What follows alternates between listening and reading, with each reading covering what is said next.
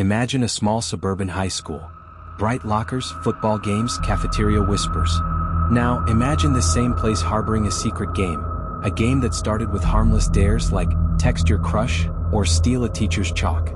But what if I told you this game spiraled into something far more sinister? What if I told you that one dare led to a missing person, then another, until a gruesome murder shocked the nation? This isn't fiction. This is the chilling true story of the Dare Circle, a teenage ritual that escalated into a deadly chain of manipulation, betrayal, and death. In the next few chapters, we're going to take you into the minds of the players, uncover secret recordings, dissect court testimonies, and reveal the final, horrifying truth that even the media was too afraid to fully expose. Welcome to TrueCrimeRevelation. This is the truth behind the Dare Circle, a game that turned into murder. Chapter 1. Welcome to Willow Creek High. Willow Creek High was the kind of place that made local papers for spelling bee wins and football championships. Nestled in a quiet town, it was clean, charming, and utterly deceptive. Everything changed in September 2021 when a new student, 17-year-old Callie Jensen, transferred in. Callie was quiet, observant, and had an unsettling ability to read people. She quickly fell in with a popular yet tight-knit group who called themselves the Circle.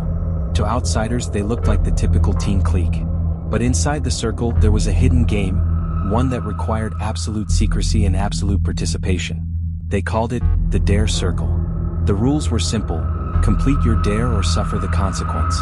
But as we'll soon learn, those consequences weren't just social embarrassment. They were life-altering. And Callie? She had no idea that agreeing to play was the worst mistake of her life. Chapter 2: The First Dare. Callie's initiation came fast. "Steal Mrs. Gordon's phone during class," said Lauren Granger, the Circle's unofficial leader. Blonde, ruthless, and always in control, Lauren watched Callie with a half-smile as the dare was issued. Everyone around the table smirked. It was the same lunch spot they always used, beneath the bleachers on the west field. Callie hesitated but then nodded. Fine. That afternoon, she slipped into Mrs. Gordon's unlocked classroom between bells. Within 30 seconds, the phone was in her backpack. The Circle was impressed. But it wasn't the phone they cared about. It was control. From that moment, Callie was marked. She'd proven she would play along. But as we'll see, the dares would only grow darker. Chapter 3: The Escalation. What started with petty theft quickly escalated to social sabotage. Make Ava cry in front of the whole school. That was Ethan's dare. Ethan, the class clown turned emotional manipulator. He made it a show, publicly pretending to ask Ava out before revealing it was all a joke. The crowd laughed. Ava ran. She wouldn't return to school for 2 weeks. Rumors swirled that she tried to overdose. Her parents denied it. The school remained silent. Inside the Circle, the mood only darkened. They started recording the dares, posting cryptic clips to a private Instagram account called @CircleTruths. The captions? Simple. Hashtags like #SheDeservedIt or #DareDone. Callie watched, horrified. She tried to quit, but quitting wasn't allowed. "You back out, we ruin you," Lauren whispered in the hallway. "We have the video of the phone, of the stolen pills.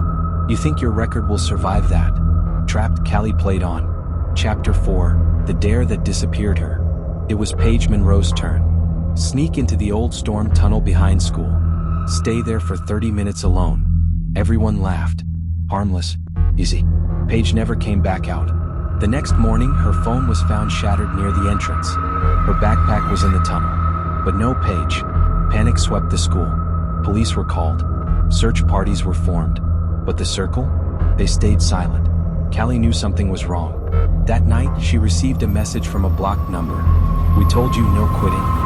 She opened the link. It was a video. Paige inside the tunnel, crying. Someone off camera laughing. And a final scream. Then nothing. Chapter 5: The Whisper Files. In the weeks after Paige's disappearance, whispers spread through Willow Creek High. People began speaking in hushed tones about the Dare Circle. About a group that went too far. Then someone leaked the videos. @CircleTruths vanished overnight. But copies were already circulating.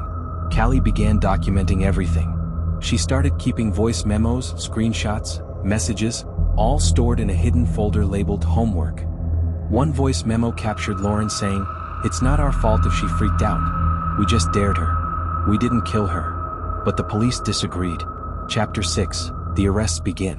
In March 2022, after mounting pressure and social media outrage, Authorities reopened Paige Monroe's case as a possible homicide.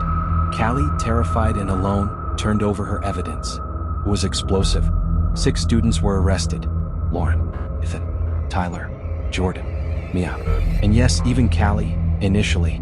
But her cooperation shifted her role from suspect to star witness. The trial that followed gripped the nation. Chapter 7, Courtroom Confessions. In court, a different picture of the circle emerged. Psychological manipulation, peer pressure, social terror. Text messages between Lauren and Ethan were read aloud. We need to up the game. Make them sweat. Fear is the real dare. Witnesses spoke of Paige's fear, her anxiety, her warnings. One student testified that Paige tried to back out that night. Lauren said, "Too late. Your dare started. Walk into the tunnel or we post the video." Chapter 8, The Verdict and Aftermath. In June 2023, the verdict was read. Lauren Granger, guilty. Involuntary manslaughter, 12 years. Ethan Clark, guilty. Coercion and cyber harassment, 8 years. Others received varied sentences. Probation, juvenile detention. But for Paige's family, there was no justice. No sentence could undo the loss. Callie moved away. New identity, new school. But the trauma followed. Chapter 9, The Dare Circle Today. You'd think the story ends there, but it didn't. Copycat accounts began surfacing. TikToks mimicking the dares. Instagram reels recreating tunnel challenges. Callie, now 20, returned to speak out. It wasn't a game. It was a trap. And I survived by accident. She launched a podcast. A documentary is in the works. Chapter 10, What We Missed. The truth is we all missed the warning signs. Teachers ignored red flags. Parents dismissed changes in behavior. Students feared speaking up. The dare circle thrived in silence. Until silence killed someone. Let this be the wake-up call. Thank you for watching True Crime Revelation. If you found this story disturbing but important, share it. Comment below, what would you have done if you were Callie? And remember, sometimes the most dangerous games are the ones played in plain sight.